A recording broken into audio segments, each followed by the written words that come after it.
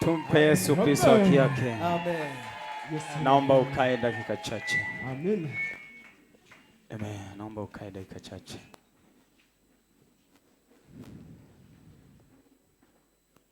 Kaa tu katika hali ya utulivu.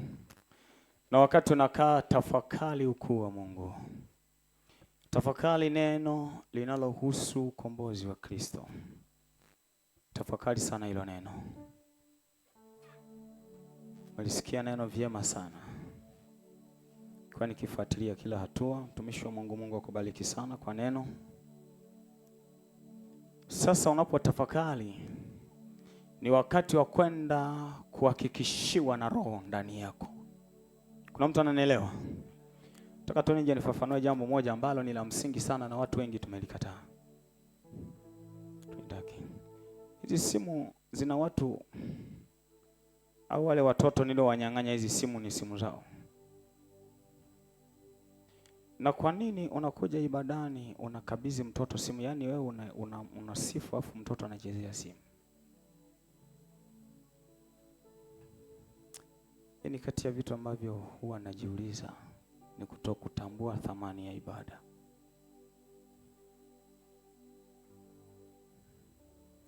Meona nimechomoka hapa kama napiga gwaride.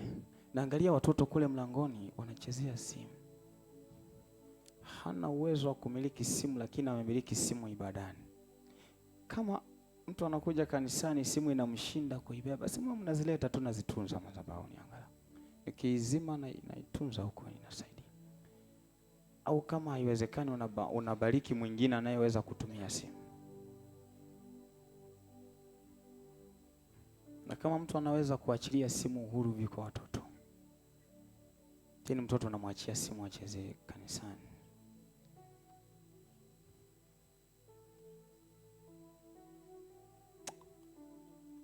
Maajabu sana.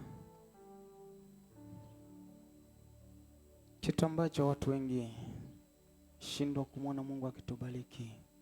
Unaweza ukaachia mtoto anapitwa hata kumsifu Mungu, yuko busy eti anachezea simu, amepewa simu sijui na nani. Mashtaka yakianza yanaanzia kwako. Kumbe umeruhusu jini lisimame kama mashtaka. Shaomba hata kama ungelikuwa kanisani, weka simu yako la vibration na unafunga simu yako sauti. Ikiwezekana weka msingi kabisa wa kuzima simu. Mimi asilimia kubwa kuna watu tumishi ulikuwa upokei simu, namwambia kuona sijapokea simu utafakari kwanza. Wakati mwingine sijapokea simu yako ila nazidi kuomba, niko madhabahuni na kuombea nayo nailalamika sijapokea simu. Ndio maana nikasema iwekwe simu kwa ajili ya huduma. Ukiona mchungaji hajapokea simu uliza madhabahuni, watendakazi watakwambia. Kama una namba ya simu inatakiwa waje wahitaji mara kwa mara hii namba ya huduma hii. Kama nimempigia mchungaji hajapokea, huenda yuko kwenye maombi au anahudumia mtu. Bwana Yesu asifiwe. Jana nimetafuta na mtu wa Kahama yuko kwenye saa 4, mimi niko busy. Nimekuja kumpigia muda ambao nimeuona nimepata muda wa kutulia, saa 7 amelala. Bwana Yesu asifiwe. Anapokea simu, ukupokea simu yangu mtumishi, na wewe hukupokea simu yangu. Nilikuwa nimesinzia. Na mimi wakati unapiga simu nilikuwa kwenye majukumu ya huduma. Bwana Yesu asifiwe. Na maana kumbe haukuwa na shida. Na maana ungekuwa na shida ungelipokea simu. Tuambia usipende kulalamika tu, tafakari kwanza. Kama huyu kufika kashinda kupokea simu, yuko kwenye huduma, yuko kwenye maombi. Na mimi huwa nakutenga muda wa maombi. Then nakuwa busy kabisa, hata simu sina shida nayo. Kama kuna mgonjwa mle namwambia Mungu, mtu yeyote anayepiga simu akipiga tu simu hata kama anaumwa atendewe. Bwana Yesu asifiwe. Ndio maombi wanaomba. Sasa nimeshangaa sana hili jambo hili. Nimefuata watoto pale. Mungu anipe tu kibali hizi simu nibariki watu wanaweza wakatumia simu kwa matumizi mazuri. Alafu utaniambia kama atakuvizia njiani akwambie leta simu yangu. Unakuja unanipa taarifa tu. Maajabu sana. Wakati unamsifu Mungu wako, unamuinua Mungu wako, unamtukuza Mungu wako, unawezaje kuruhusu vitu ambavyo havina utukufu kwa Mungu? Simu inatusaidia mawasiliano. Itakuwa ni simu nzuri sana kama tutaitumia sawa na inavyotakiwa. Bwana Yesu asifiwe. Ni sawa na mtu aingie kanisani hapo anasema niko mtandaoni. Kweli yuko mtandaoni. Anavyoangalia ni vituko vya ajabu. Vitu ambavyo havina msaada wowote wa kiroho. Huwa ninasikitika. Na asilimia kubwa nikikutana na mtu wa hivyo huwa ninakemea hakika. Hizi simu gharama ya kuzitoa hapa ni maombi yasiyo ya kawaida. Ili nilisema tu muelewe, mliokuwa mmeachia watoto simu. Mtoto unamfanya asikae kwenye wewe mkubwa ndo wa kumwangalia mtoto haendi ovyo. Usiangalie huyu ni mtoto wangu. Yaani ukiwa huko kanisani mtoto anatakiwa kufundishwa na watu kwamba wewe acha kututoa kwenye uwepo. Unashangaa mtoto kanaduka. Hii mzazi wake mtoto naye sijui uko wapi. Yuko busy kwenye sifa.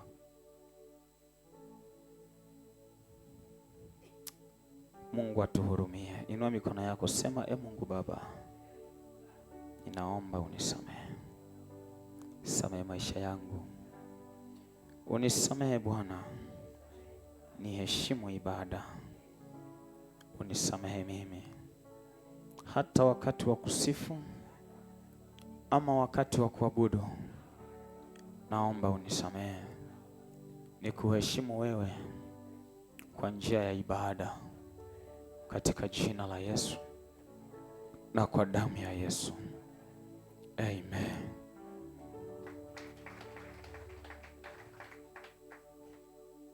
Nimesamehe na Mungu wa mbinguni asamehe kwa jina la Yesu Kristo.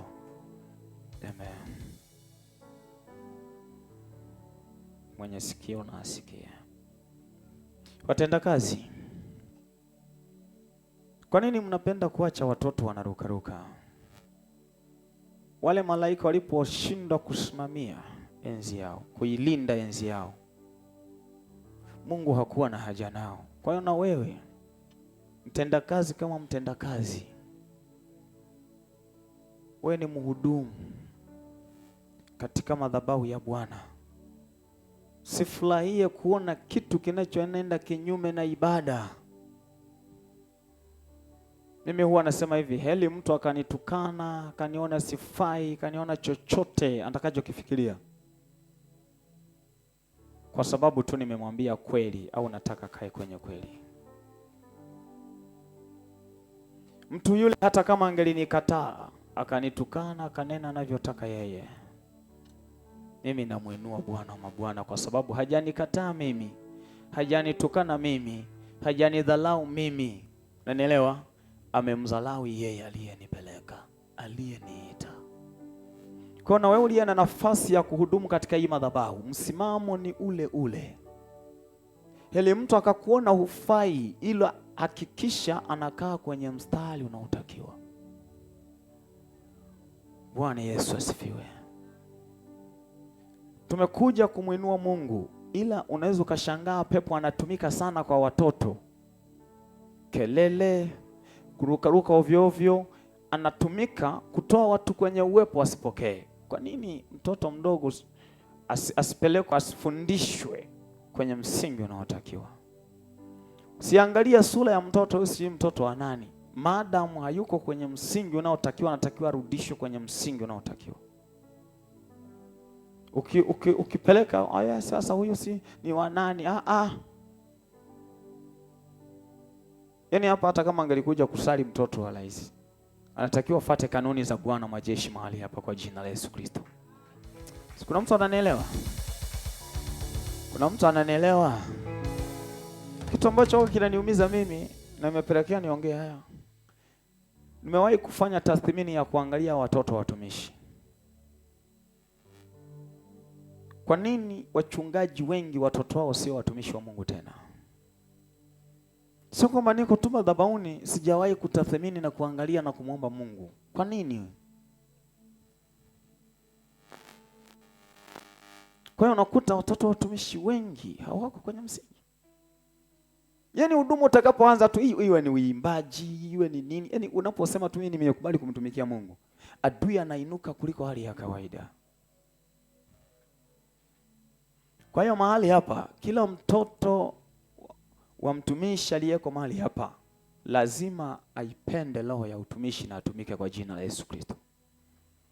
Nimefuatilia nikagundua kuna wengine watumishi katika hali ya kuishi maisha magumu. Mtoto anakuwa kwenye maisha fulani mabaya, ila akiangalia baba yake ni mtumishi wa Mungu. Mtoto anachukia utumishi kwa sababu ya maisha. Bwana Yesu asifiwe. Kuna wengine ni watumishi na unakuta na maisha yao ni mazuri, lakini adui aliposhindana na baba, akashindana na mama, akashindwa. Unaelewa? Akakamata mtoto, akamfanya kuwa sehemu ya matukano, kwamba yeye ni mtumishi mzuri, lakini watoto wake mbona wanakula bangi, mbona wanakula milungi. Hilo mimi oga nakaa na tafakari mpaka hali ya machozi yananitoka. Nabaki kusema, Baba, umesema na watoto wangu utawafundisha wewe. Fundisha watoto wangu wa kiroho na wa kimwili, wafundishe wewe. Lakini ili watoto wale wafundishwe, lazima kusimamia misingi inayotakiwa ili Mungu atukuzwe kwa jina la Yesu Kristo. Sema, Mwenyezi Mungu, wewe ni Mungu unayetenda. Umesema nikijua kweli, kweli itaniweka huru. Nimeijua kweli kwa habari ya watoto katika madhabahu hii, katika kanisa hili. Watoto hawatatumika kuwa chambo cha kuzimu kwa jina la Yesu Kristo. Watoto hawatatumikishwa na shetani. Kila mtoto aliyeko mahali hapa afundishwe na Bwana na amani yake iwe nyingi kwa jina la Yesu Kristo. Amen. Tumpe huyu Yesu Kristo haki yake. Mwana wa Mungu, nakupa muda wa kutafakari mafundisho tuliyofundishwa, alafu ubebe hatua za kufikiria haya tuliyoambiwa. Kama Farao aliweza kumezwa, je, maadui zako hawatamezwa? Magonjwa hayatamezwa? Mikosi na balaa haitamezwa? Wakati huu ni wakati wa kutafakari. Ni kushirikisha jambo hili la baraka sana. Iko hivi, mtu yeyote atakayeamua hata sasa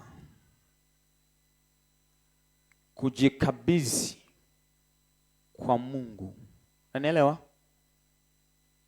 Mtu yeyote atakayeamua hata sasa kujikabidhi kwa nani?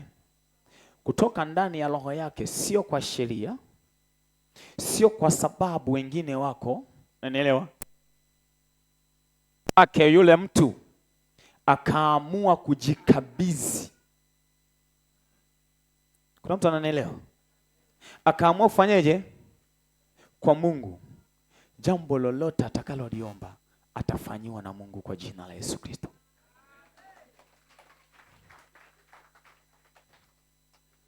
Kuna mtu ananielewa? Watu wengi wamekaa katika hali ya kutokujikabidhi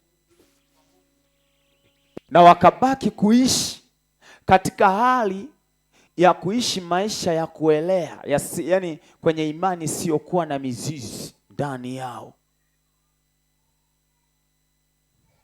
Yani mtu hawezi akasimama akasema, Baba, mimi ni mtoto wako, ukiniacha ni mtoto wako, ukiwa pamoja nami ni mtoto wako, uniponye, mimi naamini wewe ni Mungu wangu, usiponiponya naamini wewe ni Mungu wangu, ukiniponya wewe ni Mungu wangu, chochote utakachokifanya juu yangu ninaamini tu wewe ni nani? Ni Mungu, tabaki kuwa Mungu, mimi nimejikabidhi kwako.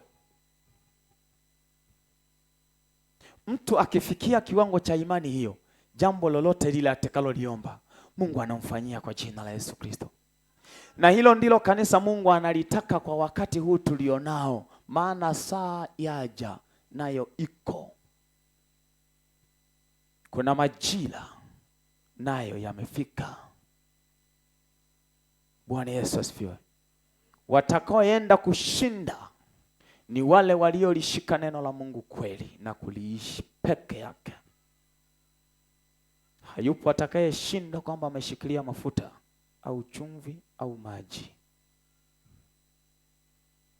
au udongo au si mavi ya punda. Eti hiki ni kifaa cha kiroho. Nimefika kama pale kapokea ushuhuda wa ajabu sana. Kaona mtumishi wa Mungu pale. Mtu alisafiri kutoka Kahama anaenda Bujumbura. Mtumishi wa Mungu yuko huko. Alafu alipofika akapewa news. Unaelewa? Anaambiwa hiki ni kifaa cha kiroho. Akalipa na hela. Bwana Yesu asifiwe. Akachukua na spray. Yaani siku hizi wanaboresha watumishi. Wanaboresha huduma hiyo. Wameitwa katika hayo. Kuna mtu ananielewa? Yaani wametengeneza spray. Ina yeye akapewa zile spray kwa kumbe safiri kutoka mbali, chukua na spray hizi ulipie. Sio bure. Akalipia. Bwana Yesu asifiwe. Nguvu ya Mungu hainunuliwi kwa chochote. Kuna mtu ananielewa? Wangelikuwa wanafanya hivyo vitu wanatoa bure, ningelikwambia tupige magoti tumuulize Mungu, lakini sasa hivi hakuna haja ya kupiga magoti kumuuliza nani. Jibu ni moja kwa moja. Nguvu ya Mungu popote pale huwezi ukainunua.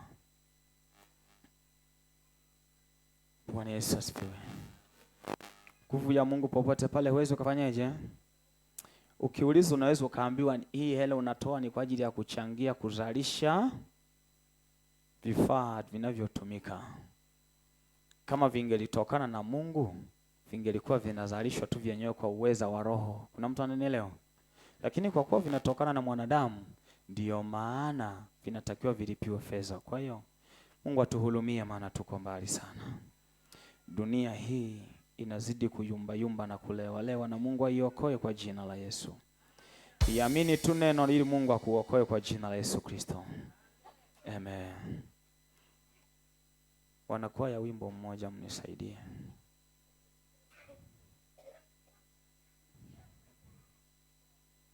Na hesabu dakika hapa, nikiona zimeenda nawaambia muda wako umeisha. Wimbo mmoja tu kwa ajili ya hii kazi. Nataka tuimbe huo wimbo afu tukapeleke kwenye uwepo. Tukaingie kwenye nafasi. Wahusika wa hizi simu kama wakipenda watafuatilia niwape maelekezo ya kuomba rehema. Kama wataona haifai zikikaa siku 2 ya 3 ninazibariki. Hilo ni hakika. Huwa ninabariki mno hata visimu vya watu hapa. Vinani Biblia. Hata mtu Biblia inakaa mwezi mzima madhabahuni na mtu mwingine anakuja anasema sina Biblia nataka nisome neno. Nabariki. Bwana Yesu asifiwe. Kwa hizi simu zikikaa siku 3 hapa hawaonekani wahusika ili waombe rehema. Ninazibariki. Mtu ambaye ana shida ya simu atapata simu, wala usiulize. Amen. Karibuni.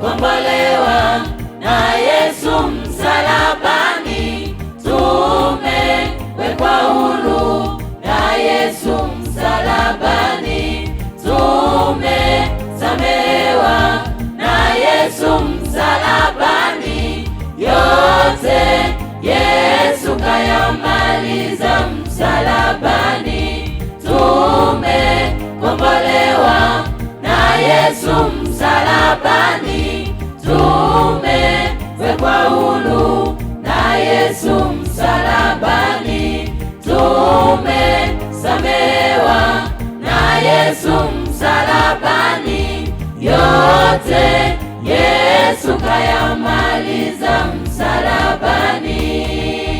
Kwa njia ya msalaba Yesu alitukomboa, alikufa msalabani ili sote tuwe huru.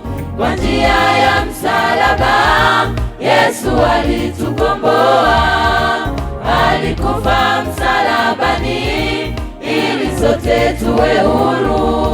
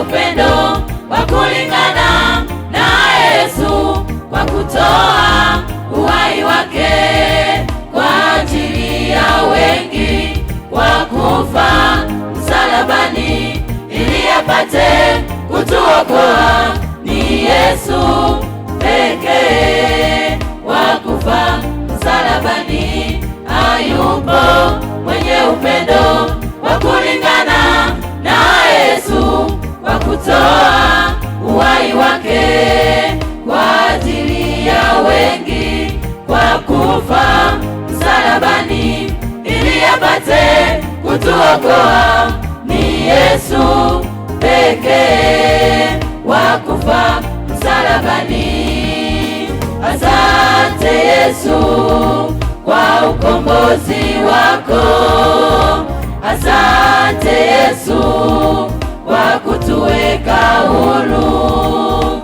Asante Yesu kwa ukombozi wako.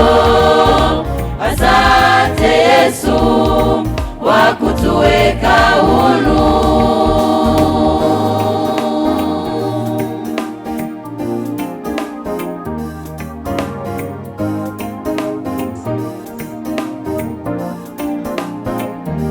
Hayupo mwenye upendo wa kulingana na Yesu, kwa kutoa uhai wake kwa ajili ya wengi, kwa kufa msalabani ili apate kutuokoa.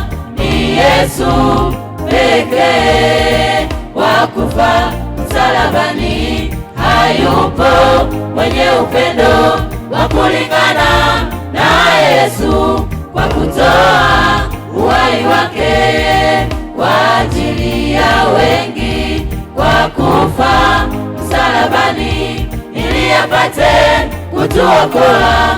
Ni Yesu pekee wa kufa msalabani. Asante Yesu kwa ukombozi wako. Asante Yesu kwa kutuweka huru. Asante Yesu kwa ukombozi wako. Asante Yesu kwa kutuweka huru.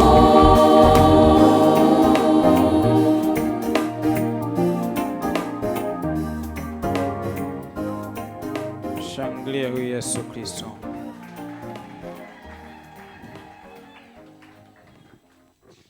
Wakati wanaimba umetafakari chochote?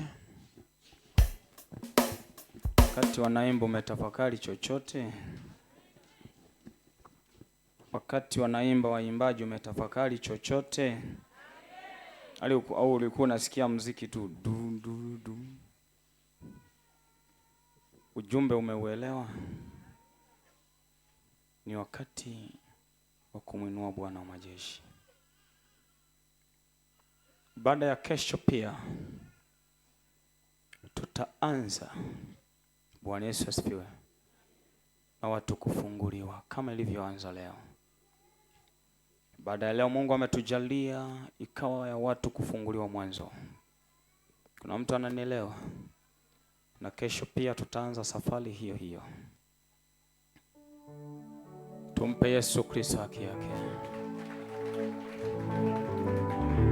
Kupitia nyimbo tumesifu, tumeimba wimbo. Kesho wamama mjiandae, nitawakaribisha mimi mwenyewe tena kesho. Tumshangilie Yesu Kristo kwa ajili ya wamama mahali hapa. Naona wamama wanazidi tu kuendelea mbele, na Mungu azidishie ukazidi kuendelea mbele kwa jina la Yesu. Wababa, kwaya yenu mtaianzisha lini? Wababa, mtasimama lini mkaimba kutuhubiri kwa njia ya uimbaji? Ipo siku haijulikani ya mwezi wa 6. Tuzidi kuombea huo mwezi. Bwana Yesu asifiwe. Usije wakasema tena wanafunzi wamefunga. Tunawaza nani? Tunawaza karo. Bwana Yesu asifiwe. Nafurahia sana napoona mwamko wa utumishi. Na hiyo ndiyo furaha yangu, nione mwamko wa utumishi. Unapoona watu wanainuka kutoka mahali fulani wanaendelea, ni Mungu anatenda kwa neema yake katika jina la Yesu Kristo. Utaandaa sadaka yako ya upendo kwa ajili ya Kristo. Wakati tunaimba huu wimbo, katulie uweponi, pale utakapoenda kusikia imekwisha, Yesu akisema ndani yako, utakuja unaweka sadaka yako na mshukuru. Mimi nakutamkia neno la baraka. Bwana Yesu asifiwe. Na tunapoenda kuimba wimbo huu, tuzidi kutafakari sana. Usiimbe tu ili mradi unaimba, imba katika hali ya kutafakari. Kile unachokiimba kina ujumbe gani? Bwana Yesu asifiwe. Tumpe Yesu Kristo haki yake. Naomba tusimame wote. Bwana Mungu, nashangaa kabisa. Mimi nachotaka nikione ni uwepo wa Roho ndani yako. Uwepo wa Roho ndani ya mwimbaji. Unapoimba wimbo ndo tunaenda kuhitimisha ibada hivyo. Jitahidi siku ya kesho kuwahi mapema. Sisi tutaendelea mapema sana. Kama ukichelewa utakuta tuna kesho tena tumeanza. Na mimi nasimama kama Mungu alivyoniongoza leo kwa ajili ya watu kufunguliwa.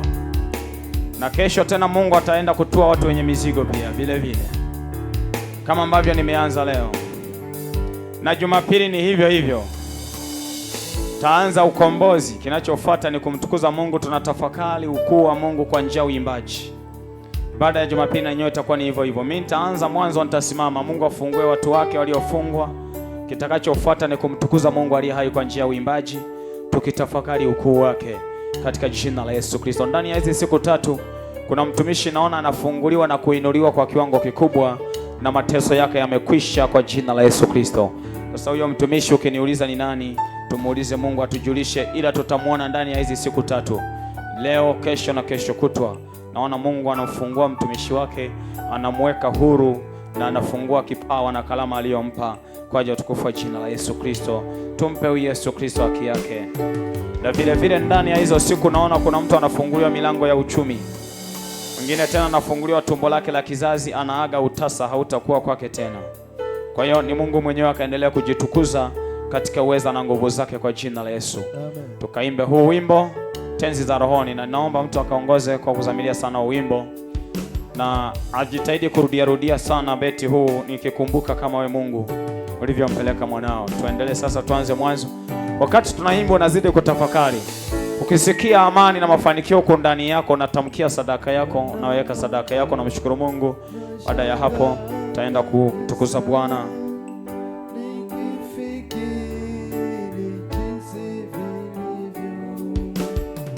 Bwana Mungu, nashangaa kabisa nikitazama kama vilivyo nyota ngurumo, vitu vingi vyote viumbwavyo kwa uwezo wako. Roho yangu na ikuimbie jinsi wewe ulivyo mkuu. Roho yako inamwimbia Bwana jinsi alivyo mkuu kweli.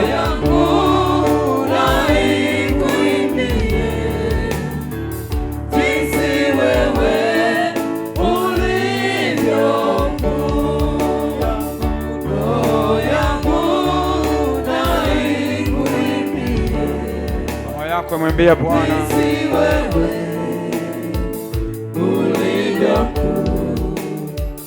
roho yangu na ikuimbie jinsi wewe ulivyo mkuu. Nikitembea kote duniani, ndege huimba na wasikia.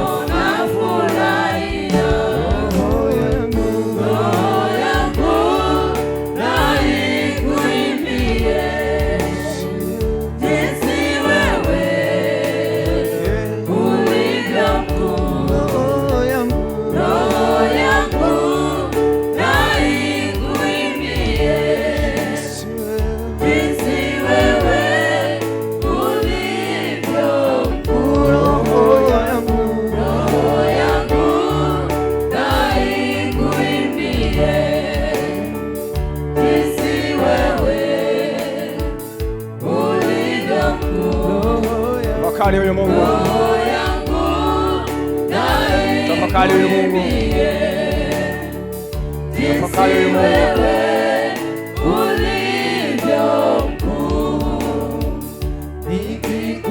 Nikikumbuka kama wewe Mungu ulivyompeleka mwanao afe azichukue dhambi zetu, kuyatambua ni vigumu mno. Nikikumbuka kama wewe Mungu ulivyompeleka mwanao afe azichukue dhambi zetu, kuyatambua ni vigumu mno. Roho yangu na ikuimbie jinsi wewe ulivyo mkuu.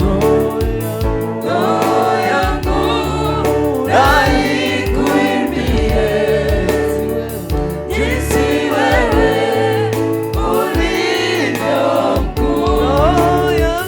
Roho yangu na ikuimbie jinsi wewe ulivyo mkuu.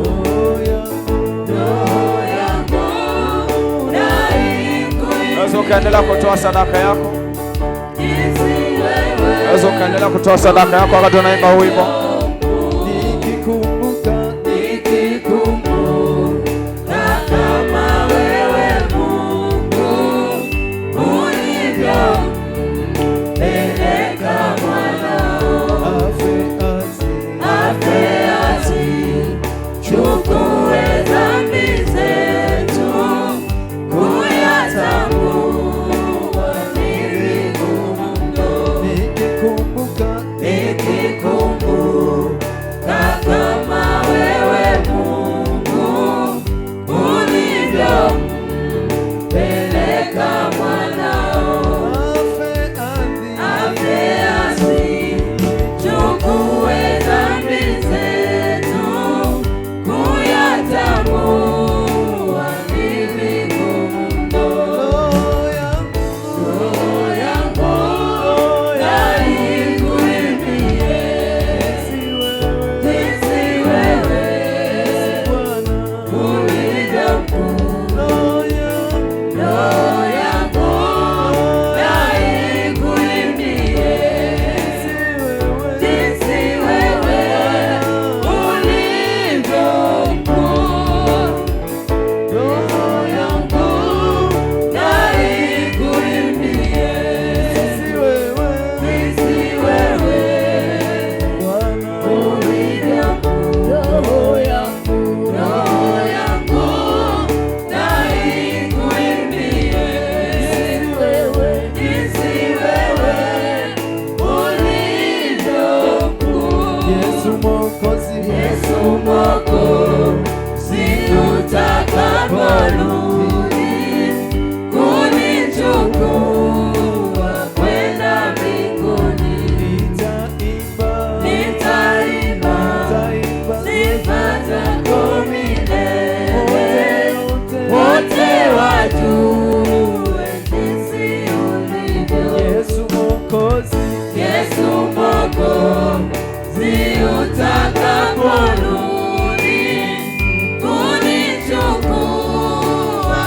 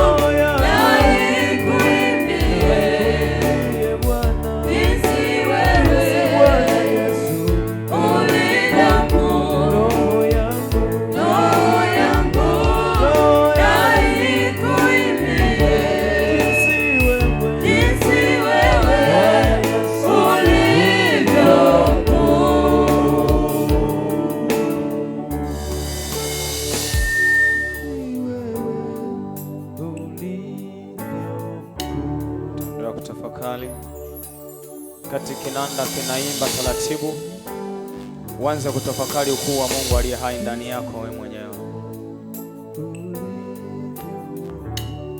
Leo tafakari ukuu wa Mungu aliye hai.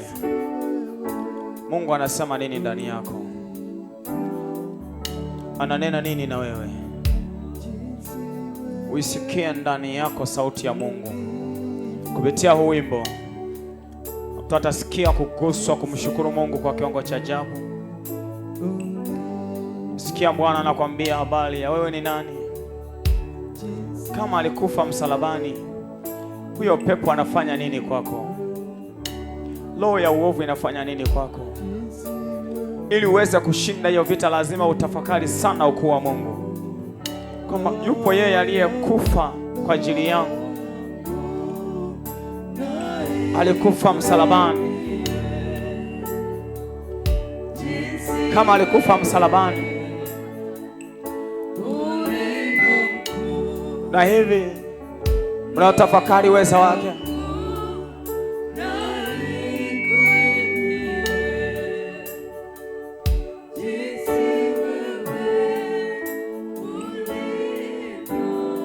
tafakari kuwa Mungu aliye hai ndani yako. Kuna mtumishi namwona anakombolewa. Nilisema hata mwanzo, wewe ndani yako Mungu ameweka huduma, ameweka kipawa, ameweka kalama. Kwa hiyo huyo pepo anafanya nini? Na ulishalipiwa. Yeye alishalipa deni. Mizimu inafanya nini kwako? Nilisema mwanzo kwamba yuko mtu kupitia wimbo huu naona anafunguliwa, nakombolewa tu. Kwa hiyo siwezi kuvuka hapo. Baba, mweke huru mtumishi wako huyo. Mweke huru ya mtumishi wako. Wewe ulikufa msalabani. Mungu alikutoa kwa bei ya thamani mno. Kwa nini mtu ateseke, ateswe na roho ya uovu, wakati wewe upo Mungu unayeishi na unatawala? Pepo anafanya nini kwa mtumishi wako? Kwa nini kipawa kimezwa na jini? Kalama ya nini imezwa na jini? Mungu, nikikumbuka wewe ulivyo, nini tena? Pepo anafanya nini kwa hiyo mtu? Ona Mungu, nimekwambia kaa uweponi mwa Bwana. Kuna watumishi wanasikia sauti ya Injili, lakini hawawezi kuchukua maamuzi wakaimba au wakahubiri. Ni kwa sababu pepo wa uovu amewakalia. Wanasikia kabisa habari ya Injili, lakini pepo amewashikilia, hataki wafanye kazi ya Injili. Amewafunga, hataki wafanye kazi ya Injili. Amewazuia. Kwa nini? Lakini Baba, wewe ndiye uliyekufa msalabani kwa ajili yetu sisi, ili tukombolewe. Pepo ana kazi gani na anafanya nini kwetu? Yule azuiaye, apingaye kazi yako ana kazi gani kwetu? Wewe uliyetufilia ulisema, wala mkuu wa ulimwengu huu hana kitu kwangu. Kwetu ana nini kwetu? Je, damu yako si damu inaonena mema? Damu yako sio damu inaonena mema? Kwa nini apingaye apinge huduma na kazi yako ndani yetu? Nakwambia endelea kutafakari tu wimbo, ndo tunahitimisha ibada hivyo. Endelea kutafakari huo wimbo.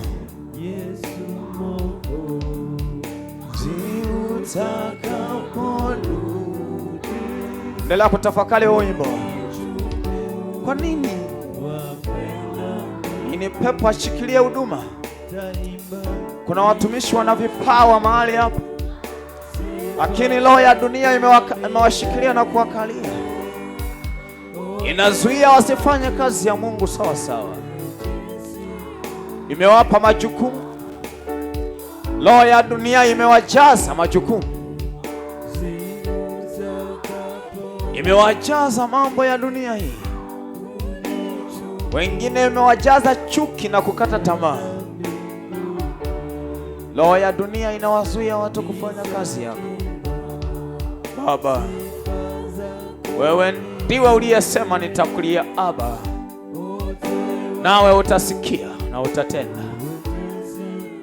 Kwa nini watu wako wazuiliwe na adui? Si wewe uliyesema unaokoa? Si wewe uliyesema kuna mtu mmoja una haja naye? Kwa nini mtu huyo aende nyumbani na matatizo? Kwa nini aende nyumbani na mizigo, wakati ni wewe uliyesema una haja naye? Wewe unashindwa kung'oa mapando ya mauti? Wewe unashindwa kung'oa mapando ya uovu? Si wewe Mungu mkombozi unayeweza kuokoa? Kwa nini watu wako washikiliwe na adui, wali wamekukimbilia wewe? Wako manabii walioshikiliwa na roho ya dunia, wako waimbaji walioshikiliwa na roho ya dunia. Wakati wewe ulitufilia msalabani, na hao manabii wewe unawajua, na unawajua kwa majina yao. Wanatakiwa kuifanya kazi yako mahali hapa, wanatakiwa kuihubiri injili kwa mataifa, lakini roho wa uovu amewashikilia. Baba, ninasikitika, ninashangaa ninaposoma neno lako. Linaniambia kuna neno lililo gumu la kukushinda wewe Bwana. Kwa nini roho ya uovu imeng'ang'ania watu wako? Kwa nini roho ya dunia imeshikilia watumishi wako? Na haja nao waitende kazi yako. Ni manabii uliowakusudia wewe, lakini kwa nini washikiliwe na dunia? Kwa nini washikiliwe na roho ya uovu? Na wewe Mungu upo. Wameshindwa kunyenyekea kwako, wamefanywa na adui wanyenyekee dunia, wamefanywa na adui wanyenyekee dunia, wakashindwa kukunyenyekea wewe ili uweze kuwainua. Ndipo walipoteseka adui anashangilia, ndipo walipopitia mateso adui anashangilia, ndipo walipopitia magumu adui anashangilia, ndipo walipopitia changamoto adui anashangilia. Baba, sio wewe uliyempeleka mwanao ili afe azichukue dhambi zetu? Mungu mwenye enzi, si wewe uliyempeleka mwanao afe ili achukue dhambi zetu? Na kama alikufa na kuchukua dhambi zetu, kwa nini watumishi wako washikiliwe na adui? Kwa nini manabii washikiliwe na adui? Kwa nini mitume washikiliwe na adui? Kwa nini wainjilisti washikiliwe na adui? Sio wewe mwenye uweza wa Roho Mtakatifu unayeweza kuokoa? Sio wewe unayeweza kuokoa katika roho wako? Je, sio wewe unayeweza kufungua walioshikiliwa na adui? Kwa nini wainjilisti washikiliwe na adui? Kwa nini mitume washikiliwe na adui? Kwa nini watoto wako washikiliwe na adui? Baba, kwa nini wafungwa na adui? Kwa nini watumishi wako wazuiliwe kipawa na huduma zizuiliwe, wakati wewe upo Baba unayeokoa? Kuna wengine wanaisikia sauti ya injili, lakini adui amewajaza majukumu na roho za uharibifu, amewajaza uharibifu na mateso. Wengine amewajaza roho ya kujikatia tamaa, wengine amewajaza roho ya kutokutii, wengine amewajaza roho ya kukata tamaa. Sio wewe Mungu unayeweza kuokoa?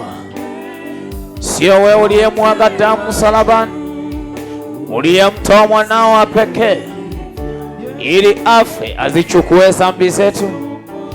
Kwa nini bado tuna mizigo wakati tumekuja kwako? Haijalishi tumekuja kwa kupapasa, wewe sio nuru unayeweza kutumulikia tukaona vyema. Neno lako haliwezi kusema na sisi, na kama neno lako linaweza kusema na sisi, Kwa nini Baba usitufunulie kweli yako, tukaitambua kweli ndani ya mioyo yetu kwamba sisi ni watumishi wako uliotukusudia tukutumikia wewe, ili tuweze kuinuliwa na wewe. Sio wewe Mungu unayeokoa, sio wewe Mungu unayevunja mapingo ya chuma, sio wewe unayevunja milango ya shaba na ukatuokoa. Si wewe uliyechubuliwa kwa ajili yetu, si wewe uliyechubuliwa ili sisi tuokolewe, si wewe uliyekufa msalabani ili uchukue dhambi zetu. Baba, waweza kusema na maisha yetu, waweza kufunua na kujifunua wewe kwetu kwa uweza wa Roho wako. Si wewe unayeweza kufungua mikono yetu ikastawisha mafanikio, si wewe unayeweza kuokoa vipawa ulivyotupatia wewe, si wewe Baba unayeweza kutuinua, si wewe Baba unayeweza kutuokoa, si wewe Baba unayeweza kukemea mipango ya adui, sio wewe Baba unayeweza kufungua vipawa vilivyoshikiliwa na adui, sio wewe Baba unayeweza kusema na maisha yetu, bali si wewe Baba uliyekufa msalabani ili sisi tuokolewe. Wewe ni Mungu, sio mwanadamu, ni Mungu. Si wewe unayeweza kusema nasi, si wewe unayeweza kutuokoa, si wewe unayeweza kufungua vipawa, si wewe unayeweza kusema nasi katika roho. Maana Yesu alisema inakupasa wewe utwaliwe ili aje huyo msaidizi wetu. Yuko wapi leo aliyekusudiwa kutusaidia? Yuko wapi leo aliyekusudiwa kutuokoa, anayetusaidia kuomba na kutafakari vyema? Yuko wapi leo aliyekusudiwa kuwa pamoja na sisi? Maana bila yeye huyo Roho sisi hatuwezi lolote. Dunia itatumeza, itatufanya tumezwe, itatufanya tutekwe. Hatuwezi kufanya lolote bila huyo Roho wako kusema na maisha yetu. Si wewe uliye mkombozi wetu na msaada wetu? Kwa nini tukae chini ya mateka ya dunia hii? Wengine wamezuiliwa mafanikio yao na mafanikio yao yameshikiliwa. Wengine ni manabii wameshikiliwa na kuzongwa na lewiazani wa dunia hii. Wengine ni mitume, wengine ni walimu wa neno lako. Baba, kwa nini washikiliwe na adui? Wengine ni mitume, wengine ni manabii, wengine ni mitume. Baba, kwa nini adui awashikilie? Kwa nini kuzimu iwashikilie? Kwa nini manabii washikiliwe na adui? Hali ni nyakati za mwisho, wanapaswa kukutumikia wewe.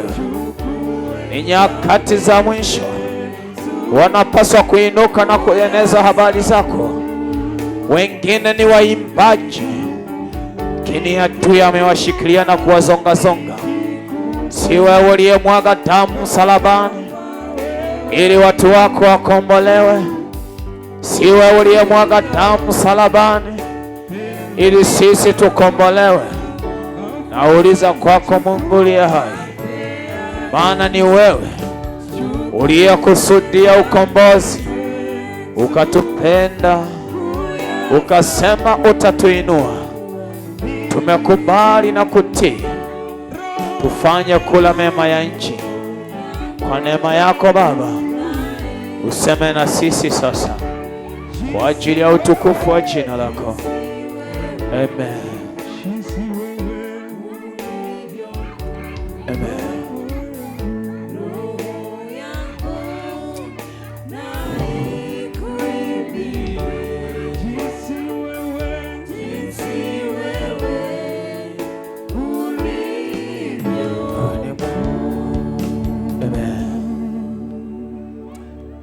Bwana Yesu asifiwe. Amen. Mungu akubariki na kukuinua katika jina la Yesu. Amini tu utauona utukufu wa Mungu aliye hai katika jina la Yesu. Amini tu utauona utukufu wa Mungu mwenye nguvu, yeye wa milele katika jina la Yesu. Acha dhambi ukaokolewe na Bwana wa majeshi. Acha dhambi Bwana wa majeshi akakuinue. Acha dhambi ili Bwana akufanya kuwa chombo kipya kikali chenye meno cha kupulia na kusaga, utaifikicha milima. Nawe utaamulu kila takataka iondoke mbele yako, na ukamwinue Bwana wa mabwana katika jina la Yesu Kristo. Acha dhambi ili Bwana akupe maisha marefu katika jina la Yesu. Acha dhambi ili Mungu akutegemeze katika jina la Yesu. Acha dhambi ili Bwana wa majeshi akuinue na kukupa nguvu ya kuinuka na kuangaza kiuchumi, kihuduma, kihatima, maisha yako yote tangu sasa na hata milele kwa jina la Yesu Kristo. Samehe ili Bwana akusamehe kwa jina la Yesu. Samehe ili usamehewe na Mungu aliye hai kwa jina la Yesu. Samehe ili Bwana majeshi na wakusamehe kwa jina la Yesu. Mpe Yesu Kristo haki yake katika jina la Yesu Kristo. Bado naona ukombozi. Tumezamilia ibada siku 3. Kesho ibada yetu itaanza mapema. Praise team, naomba saa 5 kamili muwe mahali hapa. Praise team, kama unajijua una kazi ya kumwimbia Bwana, kumsifu na kumwabudu, naomba saa 5 kamili tukutane mahali hapa. Na wewe unayependa kukombolewa, naomba tukutane mahali hapa kesho saa 5 kamili. Tumpe Yesu Kristo haki yake. Kesho ibada yetu itaisha saa 11 kamili kwa ajili ya maandalizi ya kesho ya Jumapili. Na siku ya Jumapili ukombozi utaanza mapema sana. Kitakachofuata ni ratiba za kumtukuza Mungu, ni ratiba za kumsifu Mungu. Kwa hiyo ibada yetu Jumapili, namuomba Mungu atujalie neema ihitimishwe mapema ili watu wakaendelea kusherehekea kwa jina la Yesu Kristo. Lakini sherehe ya kwanza ni kuwa mbele za uso wa Bwana katika jina la Yesu Kristo. Kuna mtu mwingine anasema mimi Mungu wangu ni chapati na maandazi. Sawa, tutaona kama atakuokoa huyo Mungu wako. Kumbe utaanza ratiba zako mapema, utaandaa mambo yako mapema na kuhudhuria ibada kwa ajili ya utukufu wa jina la Yesu. Bwana Yesu asifiwe. Huyu ni mtu mmoja ambaye Mungu aliniambia yuko mtu mmoja atamwokoa kupitia huu wimbo wa Bwana Mungu. Mungu akazidi kuokoa watu wake kwa jina la Yesu. Natamani niuone ukuu wa Mungu, tukajazwe roho kutoka kwa Mungu aliye hai katika jina la Yesu. Yeye ni Mungu anayeokoa, atuokoe sote katika jina la Yesu. Naomba usimame niweze kubariki. Naomba usimame niweze kubariki. Kesho tukutane mapema. Tumezamilia na tumetangaziwa tangu wiki iliyopita kwa ajili ya ibada. Kesho naomba ratiba ianze saa 5 asubuhi. Sifa itembee kwa nguvu, wamama nao wapate nafasi yao ya kuimba. Mimi nikishamaliza kuombea habari ya watu kukombolewa, tunaendelea na ratiba zingine, tunasikia neno, tuendelea na ratiba zingine kwa ajili ya utukufu wa jina la Yesu Kristo. Acha dhambi ili ukaokolewe katika jina la Yesu Kristo. Acha dhambi ili uokolewe na Mungu aliye hai katika jina la Yesu. Ukombozi unatoka kwa Mungu mwenye enzi, Mungu anayeishi milele katika jina la Yesu. Amini tu utaona utukufu wa Mungu aliye hai katika jina la Yesu. Amen. Tumalize sherehe ya Pasaka hii, sikukuu yetu hii tusherehekee. Lakini mbele yetu naona ratiba ya sifa na kuabudu sana. Mungu anataka kuinua vipawa vilivyolazwa na adui. Anataka kuinua vipawa ndani ya watu wake. Kuna manabii mahali hapa lakini hawataki kazi ya Mungu kwa sababu wamekaliwa na adui. Kuna mitume mahali hapa hawataki kazi ya Mungu kwa sababu adui amewakalia. Kwa hiyo Mungu mwenye enzi akakuinue na kukupa nguvu ya kuinuka na kuangaza katika jina la Yesu. Mungu aliye hai akutegemeze na kukupigania daima katika jina la Yesu Kristo. Yeye ni Mungu anayekomesha mateso, akomeshe mateso tangu sasa na hata milele kwa jina la Yesu Kristo. Mungu aliye hai yakomeshe mateso yote kwa jina la Yesu Kristo. Weka mkono wako kwenye kifua niombe. Baba, ninakushukuru kwa ajili ya matoleo. Asante kwa ajili ya dhaka hizi. Asante kwa ajili ya sadaka hizi. Asante kwa ajili ya shukrani hizi. Ninakushukuru maana wewe ni Mungu anayeishi, ni Mungu anayesamehe. Nimekubali kutii, nimekubali na kutii. Naomba Baba ukaruhusu watoto wako tule mema ya nchi. Mungu aliye hai, nyosha mkono wako juu ya mmoja mmoja wetu, ukajibu kadiri ya imani yake ilivyo, maana wewe unatenda sawa na imani ya mtu ilivyo. Na kuomba Baba ukalitazame kundi hili na kulibariki, ukalilinde kundi hili na kulitegemeza. Usinyamaze mfalme wa amani, nyosha mkono wako wa nguvu na ukatende kwa ajili ya utukufu wa jina lako.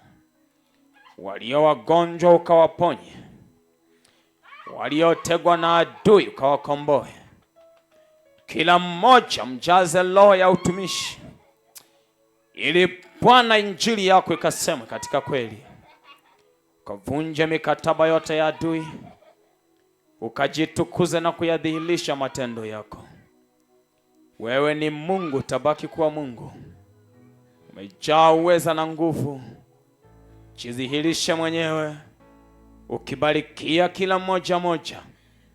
Mahali itakapokuwepo hazina hii, ndipo na hazina yetu ya maombi ikawepo mahali hapo. Maombi haya yakawe manukato mbele zako, na matoleo haya yakawe manukato mbele zako. Jifunue Bwana, na ukatimize ukuu wako na uweza wako kupitia jina la Yesu. Zuia taarifa mbaya na kila mipango mibaya inayofuatilia hatima yetu. Uinuliwe, uinuliwe, maana wewe ni wa milele. Umilele wote unatoka kwako. Mfalme wa amani, tawala na ukatende mambo makuu katika jina la Yesu. Achilia roho ya ibada ndani yetu. Roho ya ibada ikatuongoze katika uwezo wa Roho wako Mtakatifu kwa jina la Yesu Kristo. Na wote tuseme amen. Mpe huyu Yesu Kristo haki yake. Mpe tena huyu Yesu Kristo haki yake. Ambukiza mafuta ya furaha kwa mpendwa uliye karibu naye. Mwambie pokea mafuta ya furaha kwa ajili ya utukufu wa jina la Bwana. Ambukiza mafuta ya furaha na umkaribishe ibada ya kesho itakayoanza saa 5 mapema sana.